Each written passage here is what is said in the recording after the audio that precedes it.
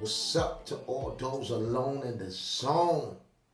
It's the boss that crosshatch, John Eli Lopez, back once again on a mission to get you one step closer to being the king or the queen of the pencil. And today we'll be discussing 5 tips to help you when doing landscapes. If you'd like to follow along, you will need a tablet, a stylus, and a Procreate app. I'll be using paintbrushes for this exercise.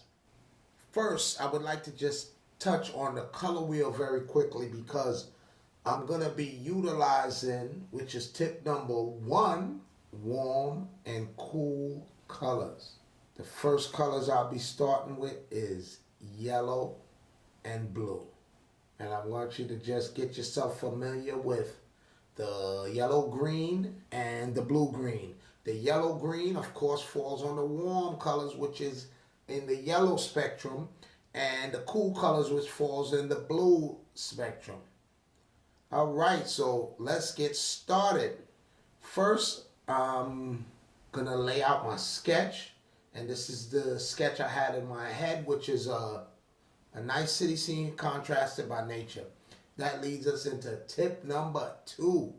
You must determine what is going to be in your foreground, the middle ground, and your background. And once you have that determined, then you can lay out your sketch. Your sketch does not have to be too detailed, as long as you have an idea where you're going to, especially once you're utilizing painting, because you're going to cover the sketch, but to each his own. Right? Okay, and as I move on here, you see I'm layering what is going to be in the foreground with the warm color. Some people choose to do it vice versa. I wanted it to pop, so I'm layering my warm colors in the front and cool colors in the back. And that leads us into tip number 3. Layering. Once you're doing painting, you can start with whatever colors are on the background. That is not going to be the end result because you are layering the colors. All the colors that we see within the ranges of colors that the human eye sees has all the colors somewhat within them. Their light rays are bouncing off one another, so it doesn't matter what colors is at the bottom as you are layering up. So take your time, layer it up. As you see, I put a flat yellow in the front and a flat blue in the back. And notice how I've layered the tree bark. And now I'm doing the same thing to the surrounding grass. Yet I started with the base color of yellow. I'm going to put most of the detail with what you want to be in the foreground, because that's your focal point. That is where the viewer is going to spend most of their time. And that leads us in to tip number 4. As you get further back, tone down the detail a bit, because you do not want to distract the viewer. You want to leave some things out, and the viewer is going to interpret it in their own imagination. If you guys remember at the beginning, I told you pay attention to the yellow green and the blue green. The grass is more of a yellow green, that's in the foreground, and the trees in the back are more of a blue green, that's in the middle ground. So those are the type of tricks you can start to develop, as you're doing your paintings, or once you're dealing with color and layering, for things you want to stand out more, things you might want to put into the background. So now I'm layering the buildings in the background.